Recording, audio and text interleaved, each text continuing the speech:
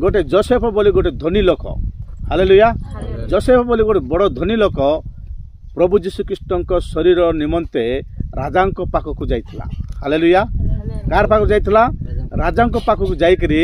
से जीशु ख्रीष्ट शरीर मत दियो जेहेतु मुझे जीशु ख्रीष्ट जड़े शिष्य मुझे बेसी भल पाए तांकर वाक्य मु भल कर सुनिछि तांकर साक्ष्य मु सुनिछि से जीवंत ईश्वर पुत्र हालेलुया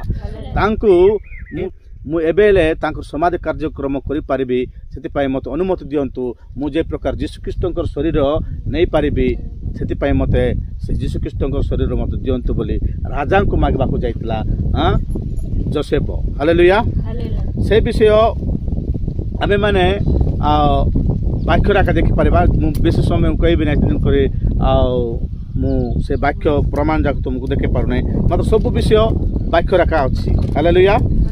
कौन बोल कहले से टिके तार रेफरेंस कह तुमको आगे बढ़े नेबी टिके ध्यान सहित शुणु।